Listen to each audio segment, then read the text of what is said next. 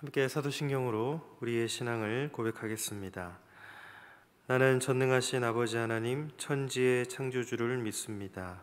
나는 그의 유일하신 아들 우리 주 예수 그리스도를 믿습니다.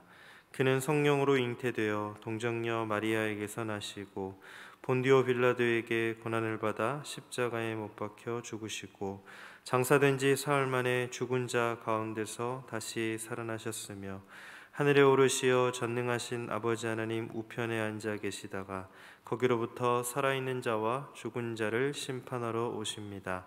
나는 성령을 믿으며 거룩한 공교회와 성도의 교제와 죄를 용서받는 것과 몸의 부활과 영생을 믿습니다. 아멘. 다 함께 찬송가 502장으로 우리 주님을 찬양하겠습니다.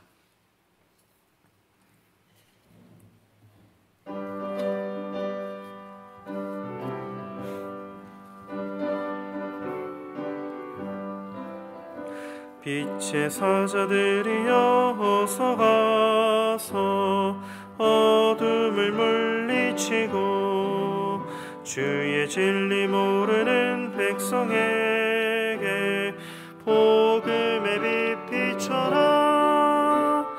빛의 사자들이여 복음의 빛 비춰라. 죄로 어두운 밤 밝게 비춰라. 빛의 사자들이여 선한 사역 위하여 힘을 내라. 주 함께 하시겠네. 주의 크신 사랑을 전파하며 복음의 빛 비춰라. 빛의 사자들이여 복음의 빛 비춰라. 죄로 어두운 밤 밝게 비춰라. 빛의 사자들이여 주님 부탁하신 말 순종하여 이 진리 전파하라. 산을 넘고 물 건너 힘을 다해 복음의 빛 비춰라. 빛의 사자들이여 복음의 빛 비춰라. 죄로 어두운 밤 밝게 비춰라. 빛의 사자들이여 동서남북 어디나 땅끝까지 주님만 의지하고 눈 어두워 못 보는 백성에게 복음의 빛 비춰라. 빛의 사자들이여 복음의 빛 비춰라. 죄로 어두운 밤 밝게 비춰라. 빛의 사자들이여.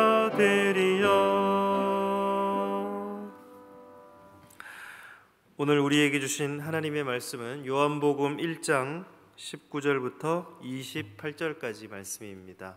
신약 142쪽에 있습니다. 요한복음 1장 19절부터 28절까지의 말씀, 신약성경 142쪽입니다. 다 찾으신 줄 알고 저와 여러분들이 한 절씩 교독하고 마지막 절은 함께 읽도록 하겠습니다. 제가 먼저 읽겠습니다. 유대인들이 예루살렘에서 제사장들과 레위인들을 요한에게 보내어 내가 누구냐 물을 때에 요한의 증언이 이러하니라.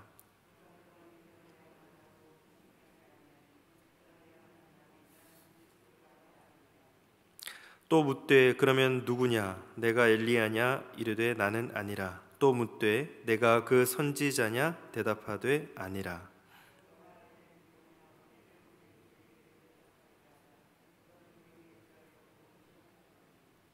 이르되 나는 선지자 이사야의 말과 같이 주의 길을 곧게 하라고 광야에서 외치는 자의 소리로라 하니라.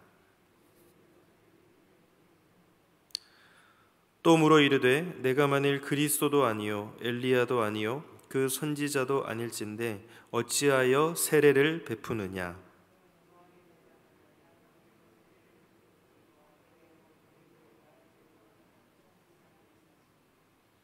곧 내 뒤에 오시는 그이라. 나는 그의 신발끈을 풀기도 감당하지 못하겠노라 하더라. 이 일은 요한이 세례 베풀던 곳 요단강 건너편 베다니에서 일어난 일이니라. 아멘.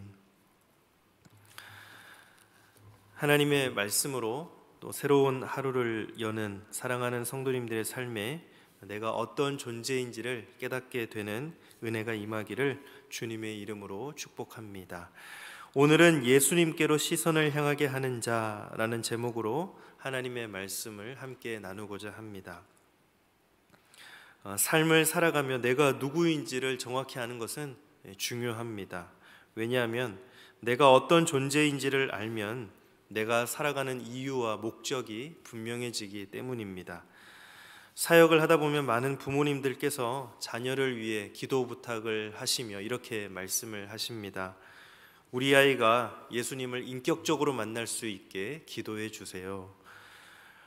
우리 아이가 아직 비전을 발견하지 못했는데 꿈을 찾을 수 있게 기도해 주세요 라고 기도 요청을 하십니다. 앞서 언급한 두 가지 기도 제목은 서로 연결이 되어 있습니다. 비전은 하나님이 우리를 이 땅에 보내신 목적을 발견하는 것입니다. 그런데 이 비전은 우리가 예수님을 인격적으로 만날 때 비로소 깨닫게 됩니다. 왜냐하면 하나님께서 우리를 만드셨기 때문이죠. 그래서 우리가 어떤 존재인지를 알게 되는 것은 하나님을 만날 때입니다. 그런 의미에서 저는 우리 다음 세대뿐만 아니라 우리 작년 세대도 꿈을 꾸어야 한다고 도전하고 싶습니다. 내 나이가 50이고 60이고 70인데 무슨 꿈이냐고 말씀하시는 분이 계실지 모르겠지만 예수님을 믿는 사람들은 날마다 꿈꾸는 삶을 살아가야 합니다. 성경에 보면 성령이 우리에게 임하시면 자녀들은 예언할 것이요 청년들은 환상을 보고 아비들은 꿈을 꿀 것이라고 성경은 말하고 있습니다. 여기서 말하는 꿈은 장래 희망이 아닙니다. 오늘의 삶의 자리에서 어떤 모습으로 살아갈 것인가를 말하는 사명입니다.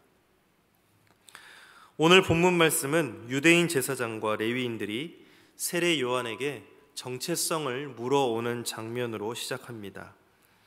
이들이 세례 요한에게 내가 누구냐라고 묻습니다. 이에 대해 세례 요한은 자신이 그리스도가 아니라고 대답하죠.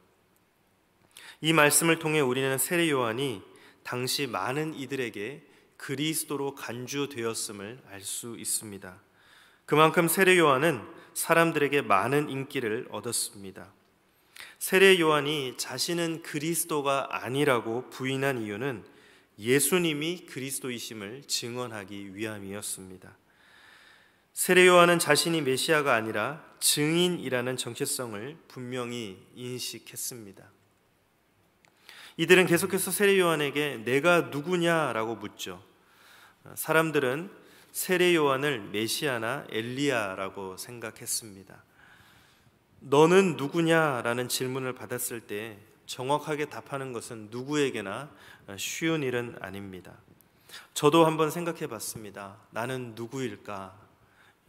목사이고 또 예은, 승현, 승민이 아빠이고 또 40대 초반의 가장이고 또 전도자이고 예배자이고 복음 전달자라는 단어들이 떠올랐습니다. 제사장들과 레위인들은 세례 요한이 반복하여 부인하자 최종적으로 그의 신분을 묻습니다. 그때 세례 요한은 이사야 40장 3절 말씀으로 대답을 대신합니다. 외치는 자의 소리여 이르되 너희는 광야에서 여호와의 길을 예비하라. 사막에서 우리 하나님의 대로를 평탄하게 하라. 세례 요한은 자기 자신에 대해 정확히 알고 있는 지혜로운 사람이었습니다. 이것은 예수님이 오실 길을 준비하는 자의 모습입니다. 세례 요한은 다시 한번 자신의 사명을 확인합니다.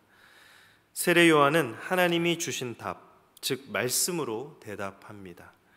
이사야 40장 3절 말씀을 인용해서 자신이 주의 길을 곱게 하는 자, 광야에서 외치는 자의 소리라고 말합니다. 그렇습니다. 정말 중요한 것은 사람들이 뭐라고 말하느냐가 중요한 것이 아니라 하나님이 우리를 향해 뭐라고 말씀하시는지가 중요합니다. 세례 요한은 광야에 외치는 자의 소리였습니다. 아무도 듣지 않아도 세상의 중심에서 복음을 외쳤습니다. 그런 세례 요한은 예수님의 영광을 가로채지도 않았습니다. 자신이 참 빛이 아닌 참 빛으로 오신 예수님을 증언하는 자라는 사명을 인식합니다. 사람들은 관심과 사랑을 받게 되면 스스로 교만에 빠지기 쉽습니다. 그러나 세례 요한은 하나님의 뜻을 분명히 알고 자신의 사명을 감당하는 일에만 최선을 다했습니다. 그래서 예수님은 세례 요한이 여자가 낳은 자 중에 가장 큰 자라고 말씀을 하셨죠. 누구에게나 주인공이 되고 싶은 욕심이 있습니다. 그러나 세례 요한은 단호하게 자신이 주인공이 아니라 예수님이 주인공이심을 증거합니다. 오늘날 그리스도를 증언하는 우리도 정체성을 분명히 인식해야 할 필요가 있습니다. 광야 같은 시대에 그리스도의 증인인 우리가 해야 할 일은 다시 오시겠다고 약속하신 예수님의 오실 길을 예비하고 복음을 외치는 것입니다. 사람들이 여러분을 우러러보고 여러분에게 집중할 때 요한이 자기 자신을 부인했던 것을 기억할 수 있길 바랍니다. 그리고 우리를 향한 시선을 예수님께로 향하게 하는 자들이 되기를 축복합니다. 저는 오늘 말씀을 묵상하며 예수님의 발에 순전한 나드 한 옥합을 깨뜨린 여인이 떠올랐습니다. 그 잔치는 분명 예수님을 위한 것이었습니다. 그러나 사람들의 시선은 예수님을 향하지 않았습니다. 그때 마리아가 순전한 나드 한 옥합을 깨뜨려 예수님의 발에 붓는 순간 그 향기를 따라 모든 사람의 시선이 예수님께로 향하게 됩니다.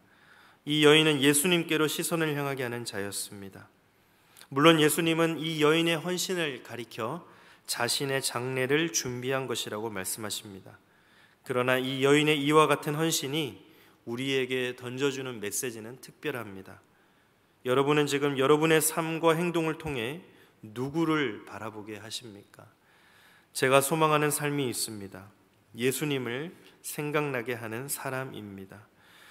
유한솔이라는 사람을 바라보고 저와 교제할 때 사람들이 예수님을 생각하고 예수님을 생각나게 하는 그런 사람으로 살아가고 싶습니다. 여러분과 저의 삶이 예수님을 생각나게 하는 사람, 예수님께로 시선을 향하게 하는 자가 되기를 주님의 이름으로 축복합니다. 예수님의 증인은 소리로서 자기 역할을 합니다. 들리되 보이지 않는 소리처럼 예수님을 드러내되 자신을 감추는 사람이 세례 요한이었습니다. 나는 쇠하여지고 예수님은 흥하여야 하리라. 우리의 삶과 행동과 말이 어떤 소리를 만들어내고 있는지 우리 삶을 돌아보는 이 새벽이 되기를 원합니다. 세례 요한은 계속해서 예수님을 증언합니다.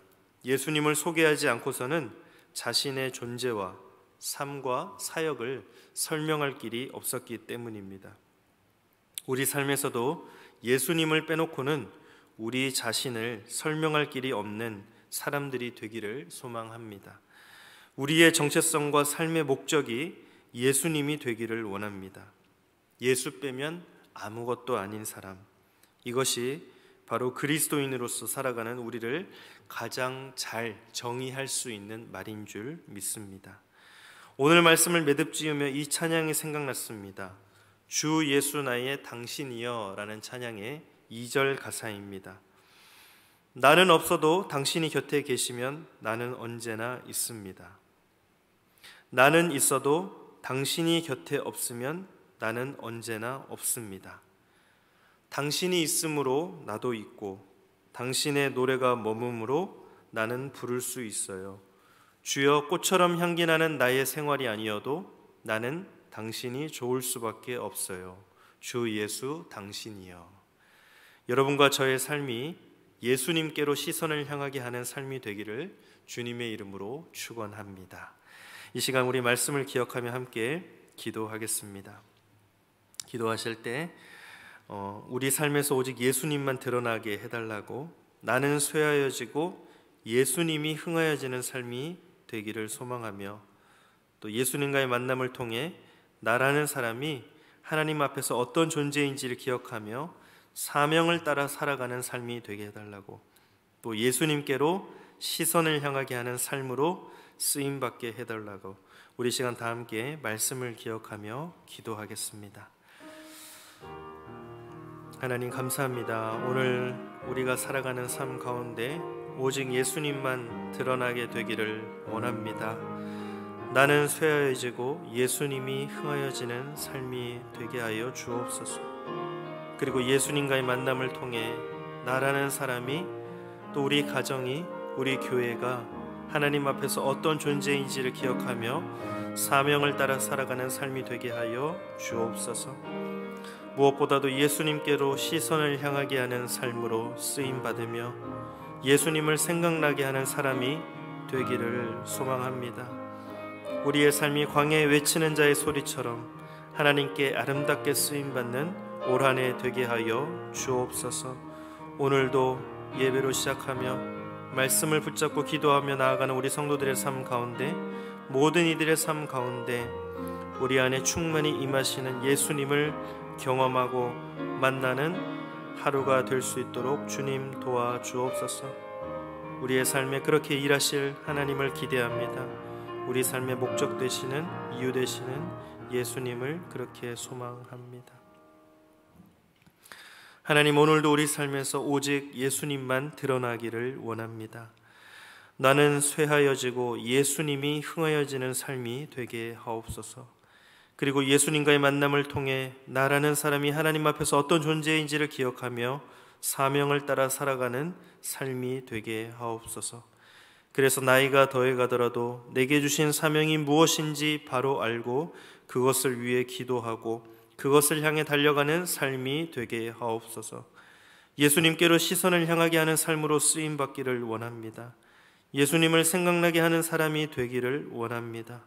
우리 삶이 광야에서 외치는 자의 소리처럼 하나님께 아름답게 쓰임받는 2022년이 되게 하옵소서. 오늘도 예배로 하루를 시작합니다. 말씀을 붙잡고 기도할 때 우리 안에 충만히 임하시는 예수님을 경험하고 만나는 하루가 되게 하옵소서. 그렇게 일하실 하나님을 기대하며 우리 삶의 목적 되시고 이유 되신 예수 그리스도의 이름으로 기도드립니다. 아멘. 하늘에 계신 우리 아버지, 아버지의 이름을 거룩하게 하시며 아버지의 나라가 오게 하시며 아버지의 뜻이 하늘에서와 같이 땅에서도 이루어지게 하소서. 오늘 우리에게 일용할 양식을 주시고 우리가 우리에게 잘못한 사람을 용서하여 준 것 같이 우리 죄를 용서하여 주시고 우리를 시험에 빠지지 않게 하시고 악에서 구하소서. 나라와 권능과 영광이 영원히 아버지의 것입니다. 아멘.